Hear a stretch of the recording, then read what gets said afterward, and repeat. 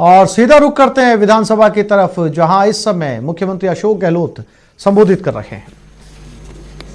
जो चर्चा हुई, पक्ष विपक्ष के सदस्यों ने खुल के अपने विचार रखे,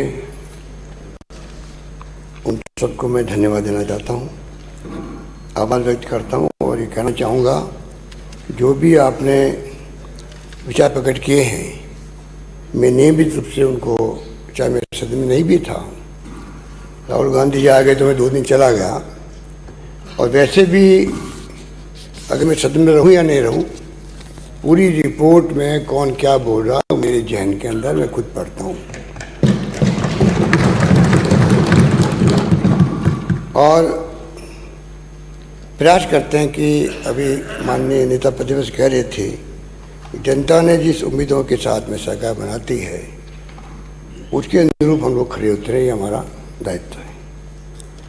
ये भी मैं उनसे सहमत हूँ कि जो पैसा, एक एक पैसा माननीय अध्यक्ष महोदय जमा होता है, केंद्र हो चाहे राज्य हो, हमारी जिम्मेवारी है उस पर किस प्रकार से वो कैसे खर्च हो। इसलिए शायद आपको मालूम होगा, मैंने बहुत पहले 20 साल पहले भी कहा था, हम लोग जनता के ट्रस्टी हैं, और ट्रस्टी है तो इसका मतलब आप समझ सकते हो कि हमारी ड्यूटी क्या क्या होती है।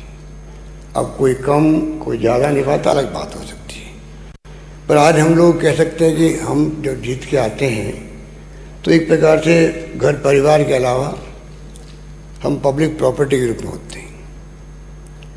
पब्लिक का अधिकार सबसे पहले होता है, और मैं उनको विश्वास दिलाऊंगा नेता प्रतिपक्ष को कि की भावना का मैं आदर करता हूँ, और हम कोशिश करेंगे कि इस प्रकार पक्ष विपक्ष मिलकर के, जैसे कोरोना के अंदर हम लोगों ने प्रयास किया मैनेजमेंट करने का, बीच बीच में आप लोग कुछ, अभी आपने बताया कि कुछ कमी रही होगी, मैं वहाँ पर रिपीट नहीं करना चाहूँगा, पर इक्के दुक्के जगह हुई होगी। ऐसा कुछ सरकार का प्लान नहीं था कि विपक्ष के एमएलएज के नाम पे कोई जो सामग्री बांटी जा रही है उसके एमएलए फंड से, उस पे नाम आए, फोटो आए या नहीं आए, ये कोई ऐसा कोई आदेश नहीं था। जिला स्तर पर मैं समझता हूँ इस प्रकार की व्यवस्था हुई होगी। और जहाँ तक मुझे याद आता है, उस वक्त में शुरू से मानने आने वाले माननीय सदस्य ने भी वही काम किया जिसकी तरफ आपने इशारा किया था, फोटो नाम के साथ में डिस्ट्रीब्यूशन किया था। सही बात है, गुड। तो इसलिए आपकी बात जो है, जो आपकी बात यह खारिज रहती है, आपके खुद के नेता उपनेता जिन्होंने अगर ये काम किया तो हो सकता हमारे में ऐसे कई साथियों ने काम किया होगा, सरकार की तरफ कोई आदेश नहीं था। माननीय अध्यक्ष महोदय, लोकतंत्र में अभिव्यक्ति की स्वतंत्रता, असहमति स्वस्थ आलोचना का महत्वपूर्ण स्थान होता है, और आप उसको निभाते हैं, मुझे खुशी है, निभाना भी चाहिए। तो दुर्भाग्य से आज देश का माहौल दूसरा है। आज तो जुडिशरी पे, income tax, ED, CBI, election commission, जिसका आपने जिक्र किया, मैं आपको याद दिलाना चाहूँगा कि किस प्रकार से जब चुनाव हुए वहाँ पर राज्यसभा के गुजरात के अंदर, तो 2 सीटें थी। राज्यसभा चुनाव होते हैं 70 साल हम देखते हैं, एक सीट कांग्रेस जीतती, एक सीट बीजेपी जीतती। कभी ऐसा हुआ 70 साल का, आप बार बार जिक्र कर रहे थे कि अलग अलग डेट डिक्लेयर की गई जिससे कि दोनों सीटें बीजेपी जीत जाए। ये आपकी सोच जो है एनडीए गवर्नमेंट की और प्रधानमंत्री जी के, अमित शाह जी की ये सोच। अब आप सोच सकते हो कि ये कभी हुआ आज तक? कभी इलेक्शन कमीशन 2 सीटें अलग अलग तरीके से, आपको याद होगा मध्य प्रदेश में सरकार गिरा दी गई कर्नाटक के बाद। मालूम था कि सरकार गिर रही है और कोरोना आ चुका था मार्च के अंदर, फरवरी में आने की दस्तक दे दी थी, कोई लॉकडाउन नहीं हुआ। हमने कभी नहीं कहा कि लॉकडाउन क्यों किया प्रधानमंत्री जी ने, हमने पहले किया। इक्के दुक्के बातें ध्वनि निकल जाती होगी कहीं, और क्योंकि पहले हमने डिक्लेयर किया भी था, पर प्रधानमंत्री ने लॉकडाउन किया उसको लेके हमने कभी क्वेश्चन मार्क नहीं किया। पर जिस प्रकार से 2 दिन बाकी थे राज्यसभा चुनाव के अंदर, क्योंकि ऑस्ट्रेलिया पूरी नहीं हुई थी, इसलिए गुजरात के चुनाव चल रहे थे, राजस्थान चुनाव चल रहे थे। अचानक इलेक्शन कमीशन ऑफ इंडिया को दबाव पड़ा और 2 दिन पहले ये कह कर के कोरोना का भयंकर संकट आ गया है, इसलिए हम लोग चुनाव पोस्टपोन करते हैं। बताइए आप राजस्थान इलेक्शन कमीशन की बात करते थे, उसको माननीय अध्यक्ष महोदय आपने अकेले कर दिया। हमने नहीं कहा। हमें भी इस बात का दुख है कि जो सिस्टम इस बार हुआ उसको किसी ने पसंद नहीं किया। हम जानते हैं आपकी भावना क्या है, पर ये इलेक्शन कमीशन के जो काम हैं और जिस रूप में दबाव में उन्होंने पोस्टपोन कर दिया इलेक्शन 2 दिन पहले। 1 दिन पहले तो शिवराज सिंह जी महाराज साहब का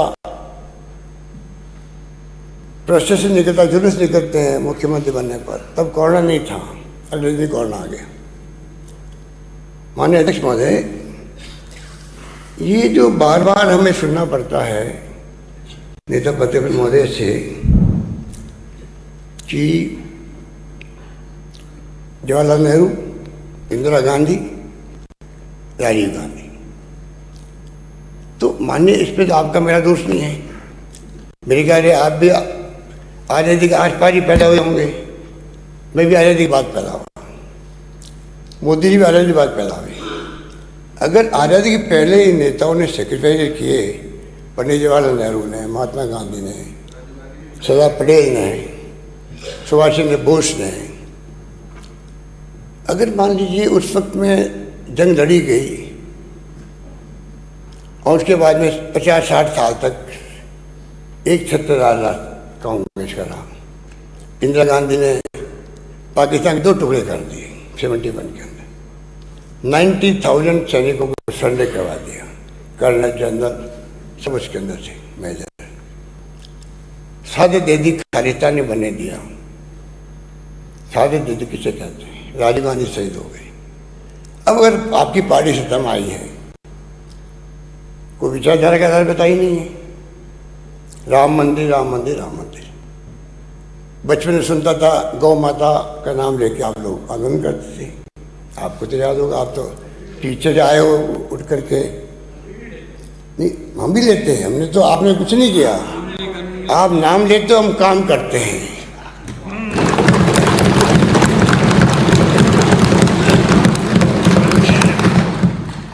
आप नाम लेते हो, हम काम करते हैं।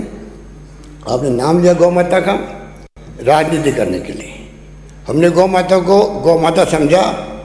पहली बार मैंने उनके लिए गौशालों को अनुदान देना प्रारंभ किया है।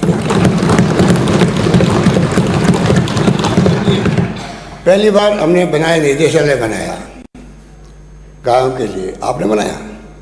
आपकी सरकार भी 78 में आ गई थी, आपकी सरकार 91 में आ गई थी, 93 में आ गई थी, आपकी सरकार 2004 में आ गई थी। बनाया आपने क्या? ये हमारी सोच थी, क्योंकि हम राजनीति नहीं करते हैं। हम जो भावना है हिंदुओं की, उसका मान सम्मान हमने किया था। तो इस प्रकार से कहने में कड़े में अंतर है। अब मेरे बताइए, चुनाव चल रहे हैं वेस्ट बंगाल के अंदर। आपके बहुत बड़े नेता श्याम प्रसाद मुखर्जी थे, दीनदयाल उपाध्याय थे। दीनदयाल उपाध्याय की तो कोई फ्रीडम मूवमेंट से कोई वास्ता नहीं था, ना आपका है